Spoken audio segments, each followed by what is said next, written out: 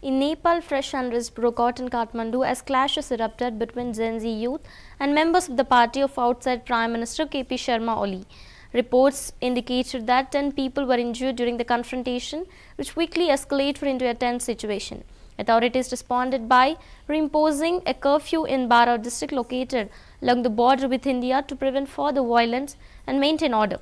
The incident highlighted the growing political friction in the country, with youth groups increasingly asserting themselves against established political forces. The government's move to enforce restrictions was seen as an attempt to stabilize conditions and alert any wider spread of unrest across sensitive regions.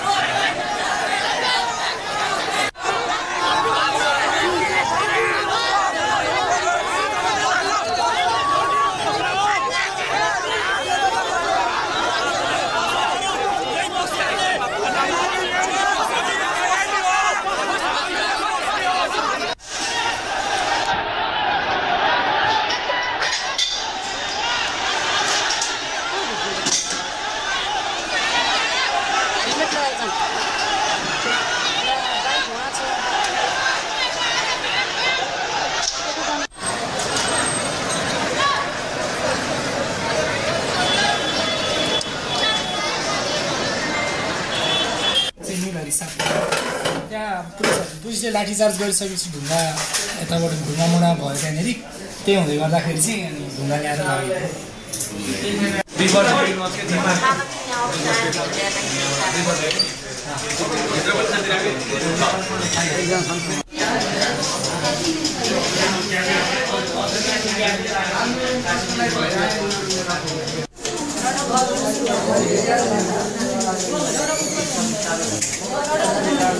घाइतेको उपचार चाहिँ कसले गर्छ?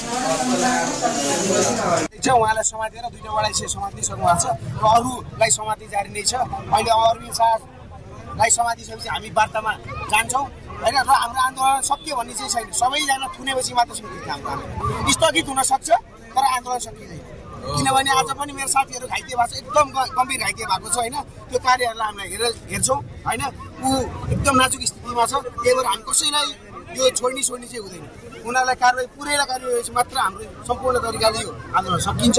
अहिलेको लागि चाहिँ हामी वार्तामा गएर केही हिसाबले कुरा गरेर स्थगित मात्रै गर्न सक्छौँ, आन्दोलन सकिएको चाहिँ छैन। उहाँलाई समातेर दुईटा वडाइसे समातिसक्नु भएको छ र अरूलाई समाति जारी नै छ। अहिले अरविन्द शाहलाई समातिसकेपछि हामी वार्तामा जान्छौँ होइन, र हाम्रो आन्दोलन सकियो भन्ने चाहिँ छैन। सबैजना थुनेपछि मात्र सकिन्छ हाम्रो आन्दोलन। स्थगित हुन सक्छ तर आन्दोलन सकिँदैन, किनभने आज पनि मेरो साथीहरू घाइते भएको छ, एकदम गम्भीर घाइते भएको छ होइन।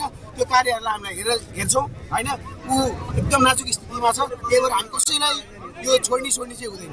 उनीहरूलाई पुरै कारवाही मात्र हाम्रो सम्पूर्ण तरिकाले यो